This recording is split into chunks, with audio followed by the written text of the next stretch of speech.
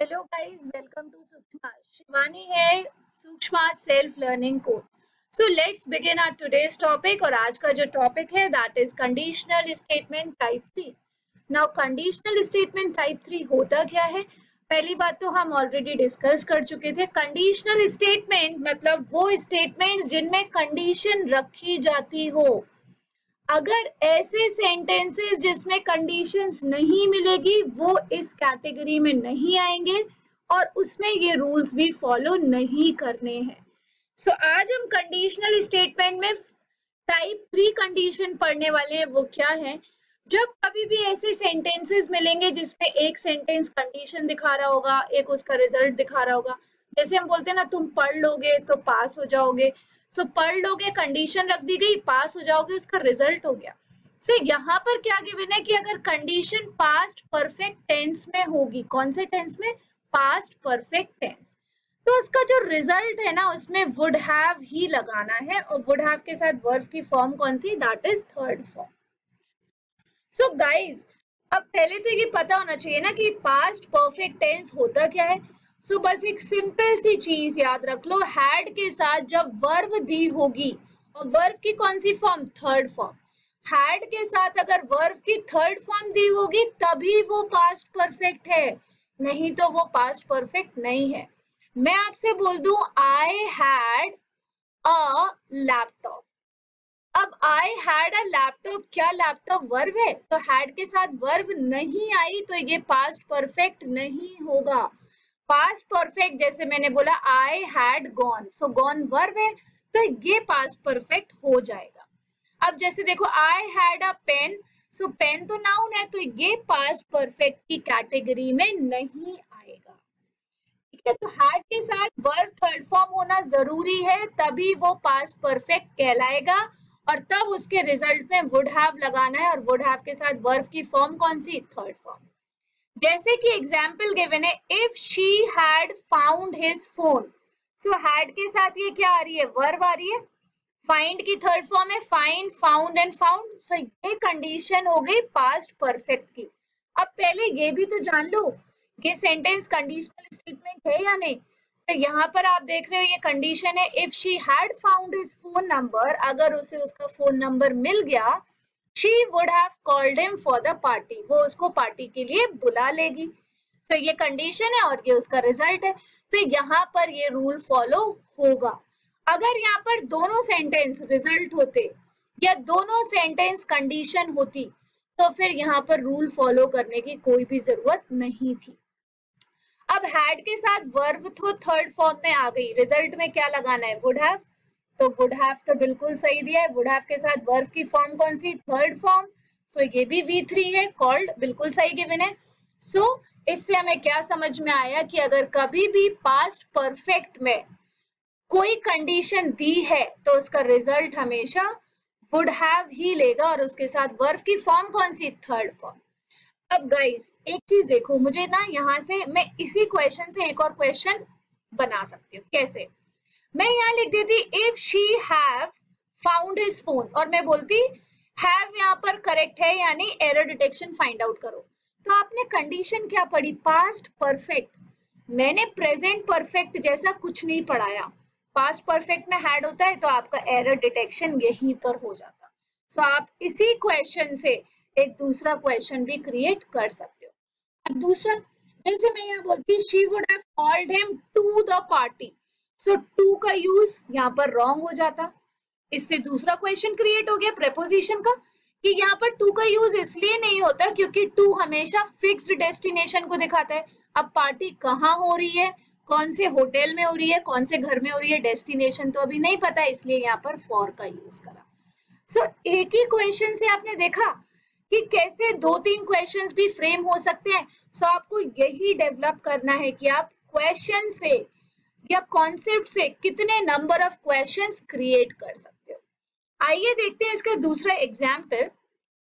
अब जैसे हमने पढ़ा था हैड के साथ अगर नाउन दिया होगा तो वो पास्ट परफेक्ट नहीं होगा. ठीक है, तो ये पास्ट परफेक्ट की कंडीशन नहीं है, तो यहाँ पर आप इसको कंसीडर करोगे as simple past.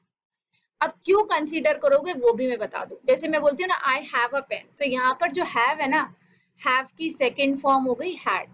Simple past में होता है क्या है, सेकेंड फॉर्म ही तो लगती है, तो हैव की सेकेंड फॉर्म हो गई हैड, और हैव का मतलब पास रखना, यहाँ पर ये मेन वर्ब का काम कर रहा है। जैसे बोलते हैं ना आई प्ले, आई ईट, तो आई हैव मेन वर्ब हो गई, उसकी सेकेंड फॉर्म बना दी हैड, तो ये पास्ट परफेक्ट ना होकर सिंपल पास्ट हो जाएगा। और सिंपल पास्ट के साथ क्या लगाते हैं, वुड लगाते हैं, सो सिंपल पास्ट के साथ वुड आना चाहिए। मतलब सीधी सी बात, हैड के साथ अगर नाउन दिया हो तो वुड अकेला लगाना, हैड के साथ अगर वर्ब दी हो और वो भी कौन से फॉर्म में, थर्ड फॉर्म में, तो वहां पर वुड हैव लगा देना, और वर्ब की फॉर्म भी कौन सी कर देना, थर्ड फॉर्म, और वुड के साथ वर्ब की फॉर्म कौन सी, दैट इज फर्स्ट फॉर्म। तो एग्जाम्पल देख लो, if I had new job opportunity, had के बाद जॉब अपॉर्चुनिटी क्या है, नाउन है, तो ये हो गया simple past tense. Simple past tense के साथ वुड अकेला लगाना था, वुड करेक्ट है, वुड के साथ वर्ब की फॉर्म कौन सी, फर्स्ट फॉर्म, रिजाइन भी सही है, तो इस तरीके से ये सेंटेंस बिल्कुल सही हो जाएगा। अब गाइज मुझे इसमें ही एक क्वेश्चन और बनता हुआ नजर आ रहा है। सपोज मैं यहाँ पर रिजाइन की जगह रिजाइंड लिख देती और मैं इस पोर्शन को अंडरलाइन कर देती, और मैं ऑप्शन देती रिजाइन, एक ऑप्शन दे देती रिजाइंस, एक ऑप्शन हो जाता रिजाइनिंग, और एक हो जाता नो इम्प्रूवमेंट, तो कौन सा करेक्ट होता, वुड के साथ वर्ब की फर्स्ट फॉर्म लगानी है, तो आप फर्स्ट ऑप्शन को चूज कर लेते कि would resign from this job हो जाएगा। या फिर एक और चीज, मैं यहाँ पर बोलती if I had an new job opportunity, article का रूल लगा दिया, न्यू क्या है, कॉन्सोनेंट है, उसके आगे आर्टिकल एन नहीं होना चाहिए, एरर डिटेक्शन हो गया। तो आप देख रहे हो ना कि एक क्वेश्चन से आप कितने सारे क्वेश्चंस क्रिएट कर सकते हो। सो अगर आप क्वेश्चन क्रिएट नहीं कर पा रहे हो, आप क्वेश्चंस को मॉडिफाई भी कर सकते हो।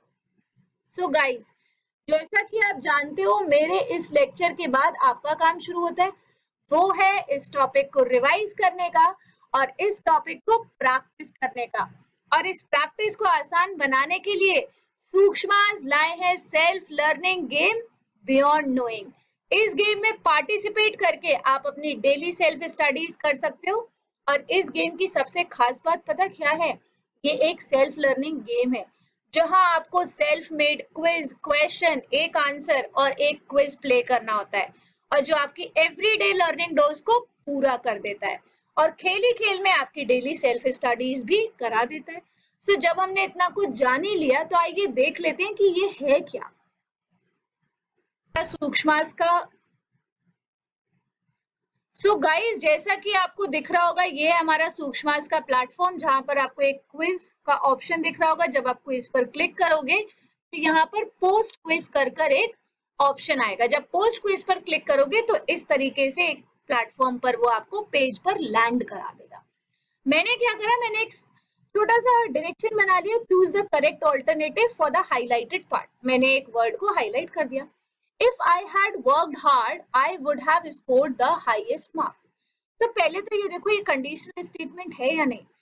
अगर मैंने मेहनत करी होती, मेरे बहुत अच्छे मार्क्स या हाईएस्ट मार्क आ जाते।